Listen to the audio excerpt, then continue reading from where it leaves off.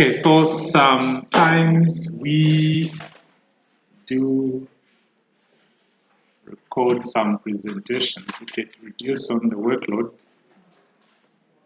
For stress, people going through books, trying to make things easier, you can listen to the lecture that you missed, okay, or that you attended.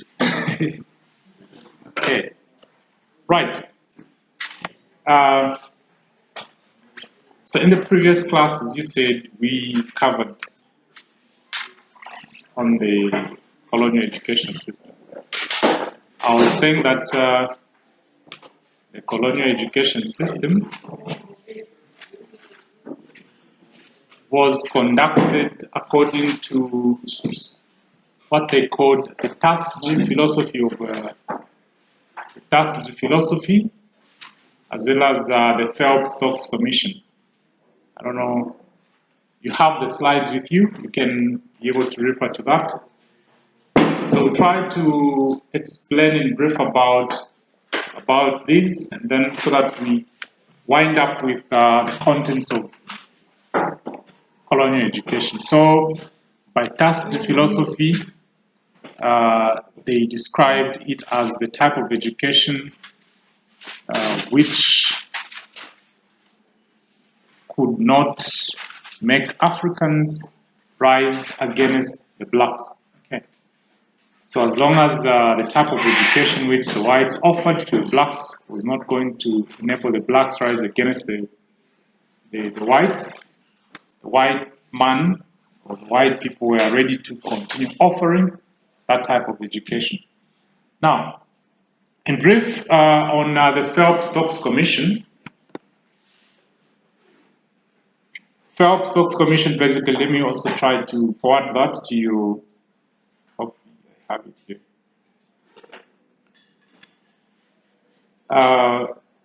I know this time you know that there are various multinational corporations as well as individuals who extensively support the education system in our country, isn't it? They do that through direct funding or indirect funding of the education system. So at the time of, during the time for colonial era, even then there were some whites who had interest in ensuring that the education system for the indigenous people in Northern Rhodesia was improved.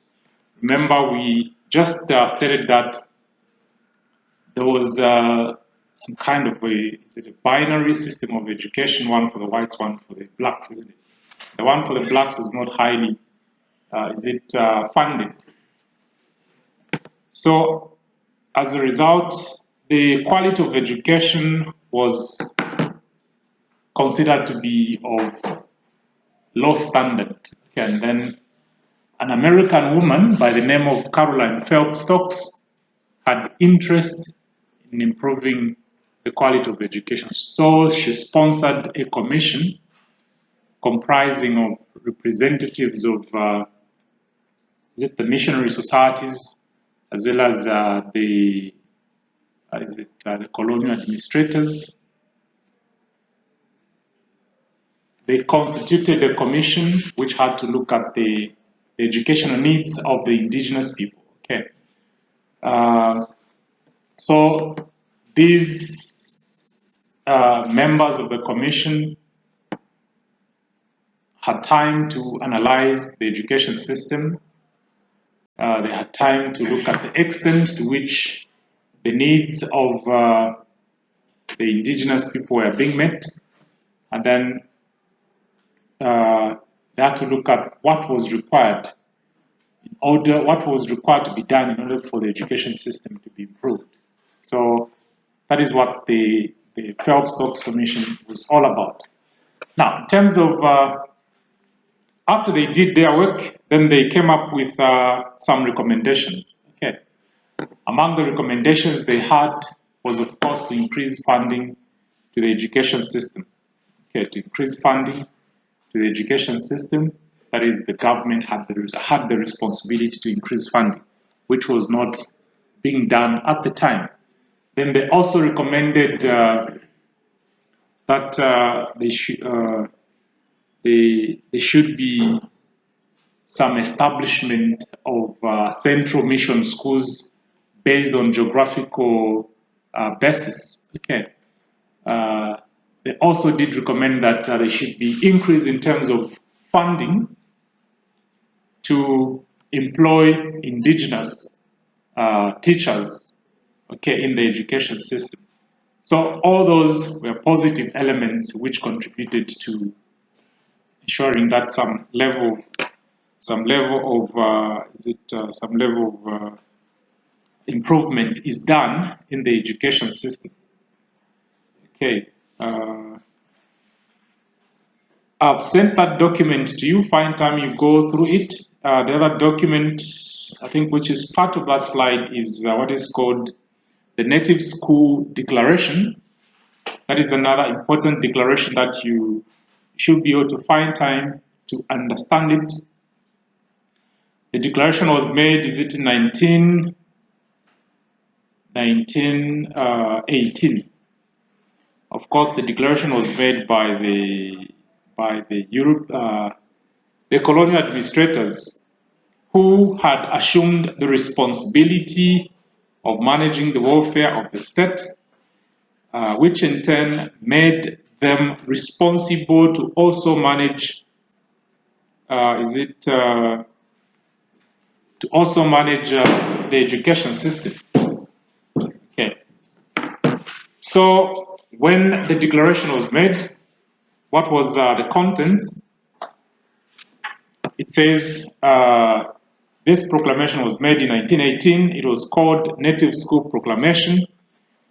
It stated that no new school was to be built or no new schools to be opened without the establishment or without the consent in written to the administrator of the territory. Okay, it is the version of what we have now. This time, people do not just wake up and say, I'm registering in school, isn't it? There are various regulatory authorities which have been put in place. Okay, so even at the time, this was basically happening. And so we see where most of these policies that we have, which guides us in terms of establishing in school what you need to do. Okay, they are not beginning now. They are beginning as far much back as that particular time. Okay. Among other things, they're saying existing schools were expected to be registered within 3 months of the issue. So there were those missionary schools which had already been established already before the colonizers came. So it is those schools which were supposed to be registered within 3 months after the issue of that declaration. Okay. The other parts of the declaration says the administrator prescribed and regulated which person was to be a teacher. Okay, that is another key element. Even this time, people are not just going to class to teach, isn't it? There are so much requirements. You have higher education authority, you have the teaching council, you have TAVETA. Okay, depending on the level of education that you are teaching, there are all these regulatory bodies which are in place. So we cannot be able to say, now, these policies have made things difficult, okay, for teachers. They are not beginning now, okay. They have been there since before independence, okay. They are just being, modernized in terms of, okay, which regulating authority will look at what level of education, okay. That is what has just been done. Otherwise, in the past, it was still there. Continuation. Further says any person. In fact, the administrator prescribed and regulated which person was fit to be a teacher in any school. Then the teacher was expected to be married. That was another requirement. The teacher was expected to be married and living with a wife. Okay. What could have been the reasons for that? What could have been the reason? To avoid defilement. Okay. Fine. Of course, at the time, they were assuming that being married is a sign of responsibility. You get it? Of course, that clause has been removed this time, isn't it? Because they're also unmarried people who are very much highly responsible than married ones, isn't it?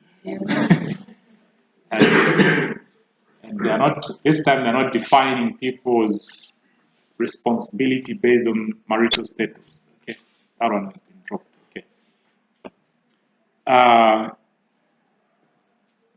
Okay. What else are we learning from that? Again, what you're learning from that is teaching was a male kind of job. It wasn't for women.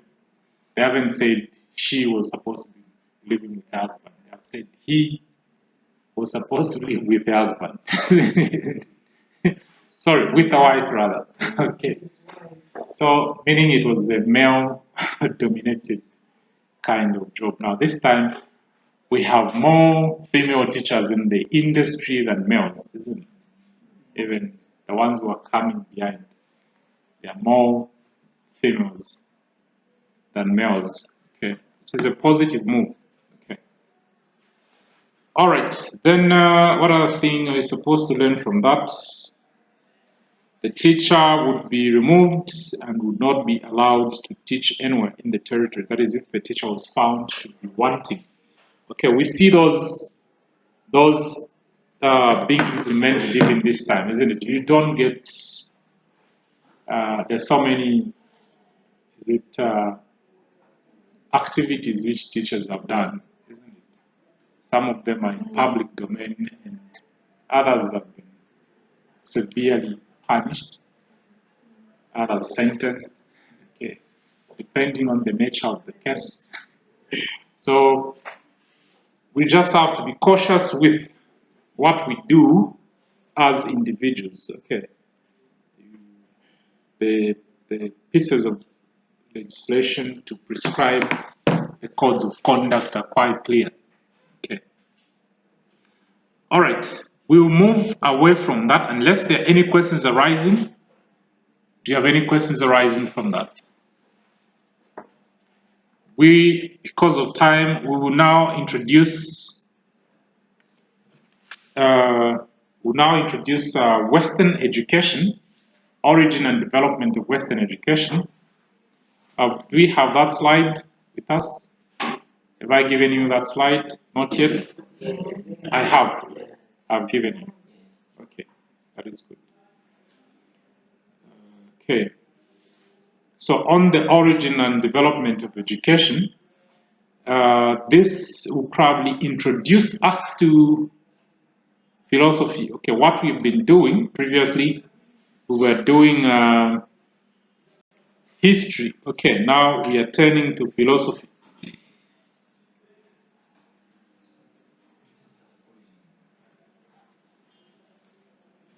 Okay. Yes, sir.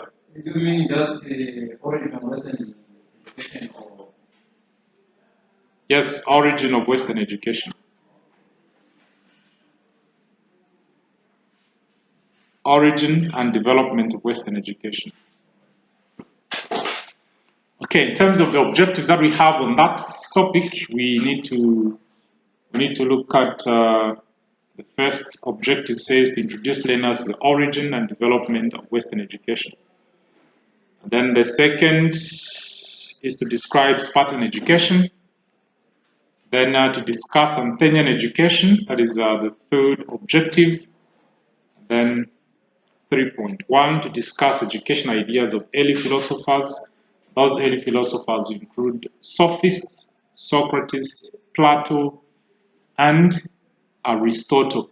Okay, so those are some of the scholars that we'll be able to pay attention to. Once we are done with these, and then we'll go now into what is called philosophical schools of thoughts. That is where your assignment was based, isn't it? Okay. All right. How are we doing with the assignment? Are we progressing? Are we on the right track?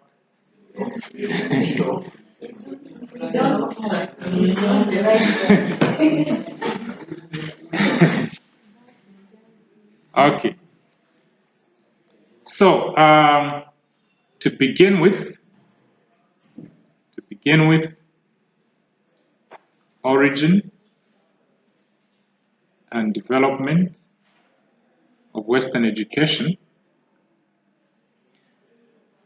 The education system as we know it today was introduced to us by the British, isn't it? The British are the ones who introduced the Western education. Before they came here, they were exposed to Greek education. Okay. You ought to find that the Greeks are the masterminders of what we call Western education. Okay, so how did Western education begin? It started in, or it is stressed in two cities. One is Sparta, the other one is Athens. Okay, that's the reason we are looking at what constituted Spartan education, what constituted Athenian education. Okay. So we start looking at Spartan education. Sparta, like any other advanced state, was a city characterized by conflicts. Okay, it was one of the cities in Greece, an ancient old city. We're talking about 400 years before Jesus was born. Do you know when when was he born? When was Jesus born? When was he born? 3 BC.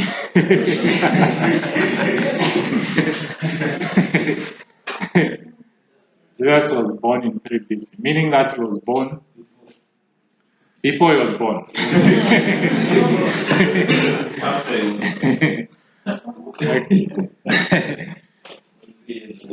Okay.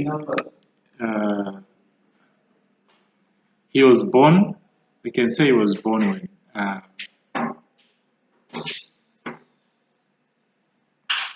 he was born 3 years before the beginning of counting AD, isn't it?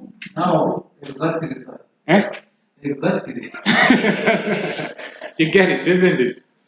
Because the years that we are in now, okay, we count them as AD, okay? And then the years before he was born, we count them as BC. So those 3 years when he lived, those ones are neither classified as BC or AD, isn't it? So the 3 years before the beginning of counting ADs, isn't it? That is when he was born.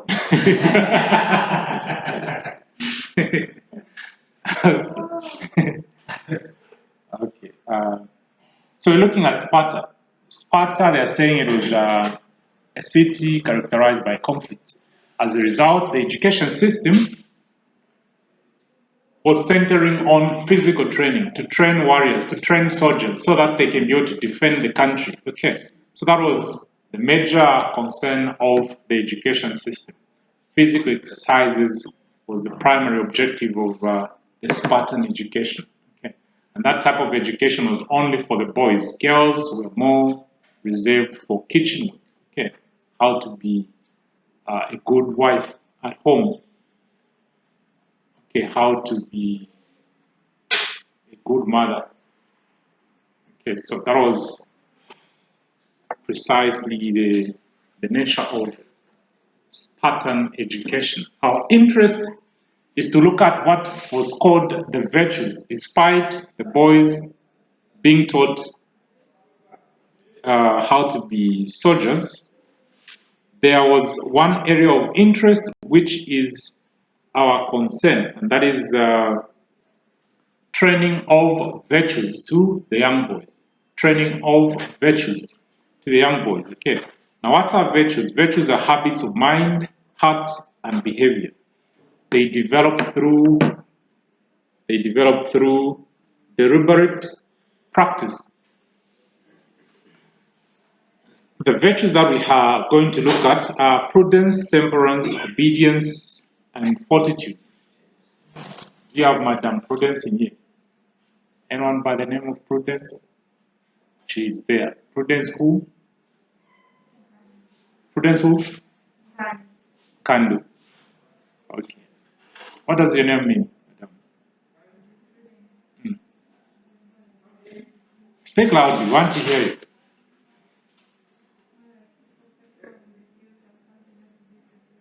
To focus much on the future.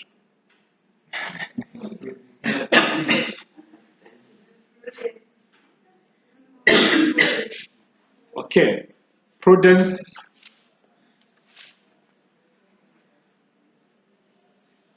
implies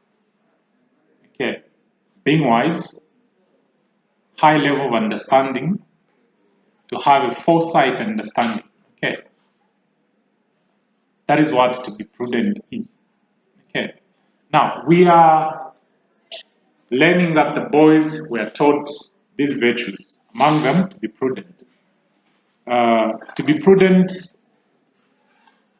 how are we defining this? Saying the word derives from the 4th century Old French word that is, which in turn derives from the Latin prudentia, meaning foresight, understanding. It is often associated with wisdom, insight, knowledge. It is often associated with wisdom, insight, and knowledge. Okay. That is enough. Okay. We are not just learning that the boys were taught to be prudent. We are being reminded that as teachers, one of the virtues that we should have is to be prudent. To be prudent is to be reasonable, to have focus, to have foresight and understanding, okay, to be wise in everything that we are doing. Okay. It's not just about learning that the boys were learning this. Okay. It's about how the things that we're learning applies to our profession. Okay. We come to the second virtue, which is called temperance. Okay, temperance has to do with saying the second virtue named by the Greek is self-control, which they called temperance. The saying self-control is the ability to govern ourselves. It enables us to control our temper, regulate our sensual appetites and passions, and pursue even legitimate pleasures in moderation. Okay. Saying it is the power to resist temptation. It enables us to delay. It enables us to wait and to delay satisfaction in the service of higher and distant goals. The last bullet says, reckless and destructive and criminal behaviors flourish in the absence of self-control. Okay.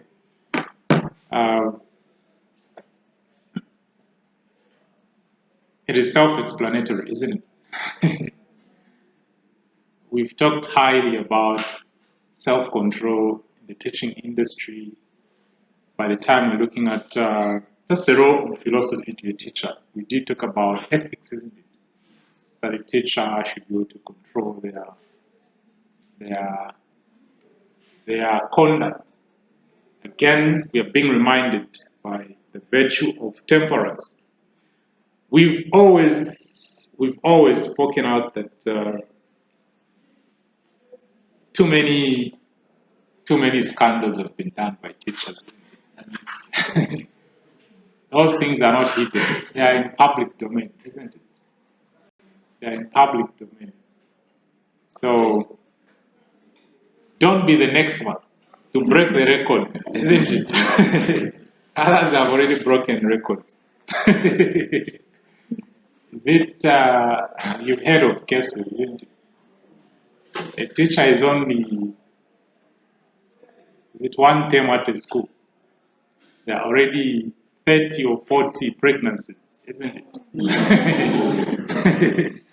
That's record breaking, isn't it?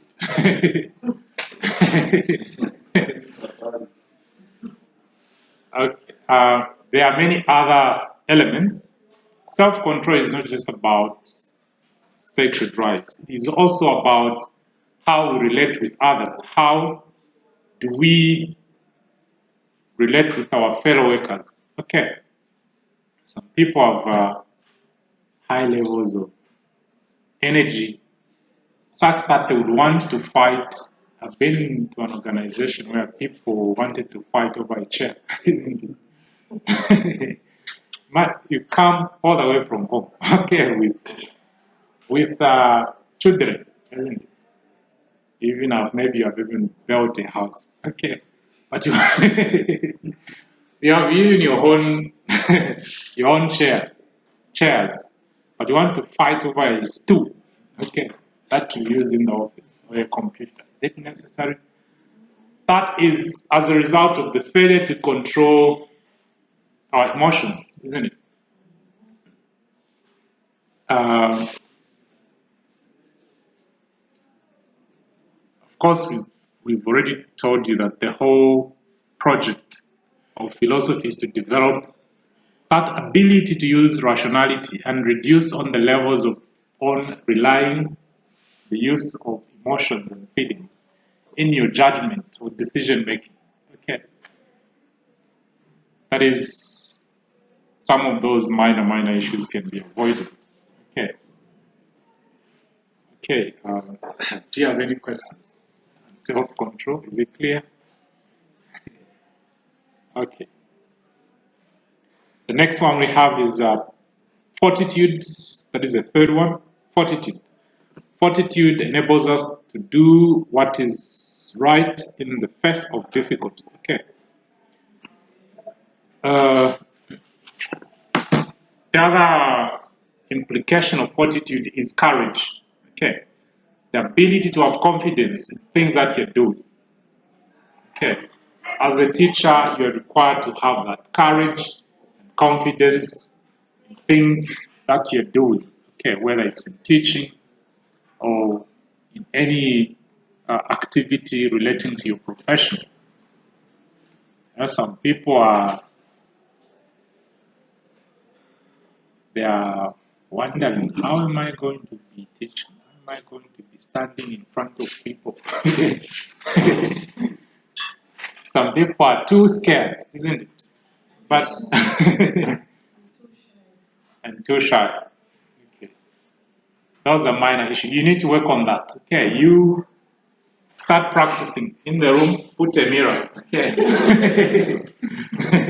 and start teaching. Okay. By the time you're graduating, you'll be fully fledged. Okay. Fully fledged, baked. Everyone starts from somewhere. There is no one who were just born as in perfectly in everything. We all just learn. Okay.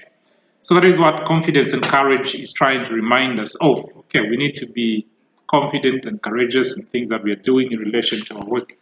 Lastly, but not the least, we have obedience. Obedience is the ability to follow orders, isn't it? Ability to obey rules and regulations. quite important. We understand as we begin our journey into the teaching profession, we may not immediately land on a very bigger positions. We always start from the best. Okay, and as a result, you have various people to supervise you.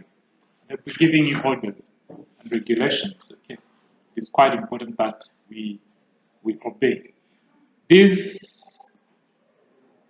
The orders which were given at the time were given to boys. You know, the military type of lifestyle. Orders are supposed to be strictly followed, whether the person who is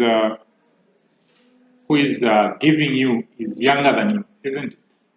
You just have to follow them. But of course, the argument which comes up is, do you, just because someone is a senior to you, do you even follow those orders which may not be progressive, but they are retrogressive? So that's the reason you have what? The critical mind to analyze on whether the orders which are being given to you are productive. Okay, because we'll give an example. You are the teacher. We use examples in the education system. You are the teacher. You are responsible maybe for managing the exams. Okay, your headmaster, who is your boss, comes and tells you, "Oh, my son or my daughter is sitting for a paper. Can I have a copy okay, of what they are writing on Monday?" Are you going to? How can you respond to that? That is your boss who's telling you. How are you going to respond to that? How are you going to take it? Is it an order? Or is it a misleading statement? It's trying to put you in trouble, isn't it? So you analyze. We've talked about being confident. Okay. We've talked about being objective. So you tell him, "Sir, what you're telling me, I know you're my boss, but that is irrelevant. Okay, or that I cannot do. Okay, because it's against the law." If you want to open, go ahead, here are the keys. And put it in writing that you opened. You get it? You see him saying, "Oh, sorry, I was just trying. I never meant it." Okay. They realize that you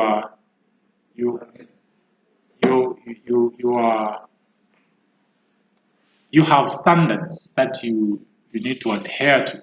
Okay. So orders, when we talk about orders, it's not just about following orders blindly. Okay, you need to assess them. That's the reason your mind should be independent, okay, and objective in terms of the way you look at things. Okay, I think that is what we can say on those parts. Do you have any questions arising from the Spartan education? Any questions arising from that? Amepusho, mafunzo. Okay, fine. Yes, yes. Was it in formal or informal type of education by then? That was formal. It was formal education that we're talking about. It was an institutionalized type of education. Okay. It was deliberate. Yes. Does that mean it was quite segregated because they said the girls wouldn't take part in the education that the boys would go through? The girls would just be, I don't know whether it was also formal for them to go for those other type of education where they would be trained to help the wives and mothers. Or how? Okay.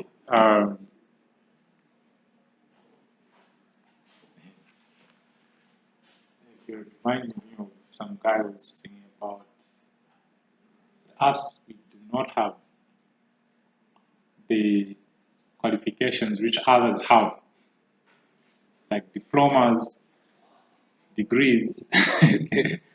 We only have marriage certificates. You get it? It's a qualification. because they certify, isn't it? Okay. Customary education has not been formalized. Okay. It is considered as informal education. Okay. Despite certificates being awarded. Okay.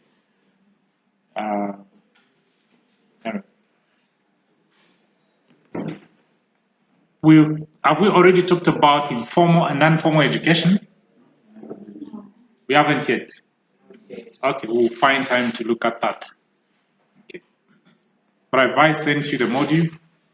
The slides I've sent you. Okay. All right. Actually, it's part of the assignment. It's part of the assignment. Okay, maybe let me skip it deliberately so that people can research on it.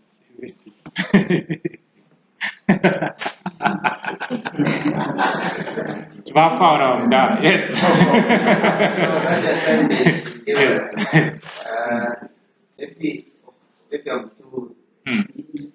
We have the instructions. Which So all of it has to be on PowerPoint. That's yes. Just I think the first question, not the second. The individual question should just be on Word format. You print it like on papers. I mean for the first question. Yeah, the first question should be on slides. Okay. So in SF4, you can even make points sort of. Slides are supposed to be visible. Like when you are presenting, you make an essay, no one is going to see what. So it should be point for.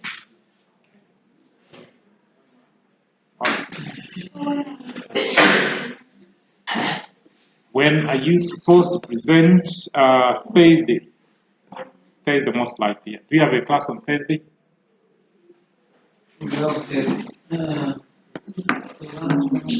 Okay.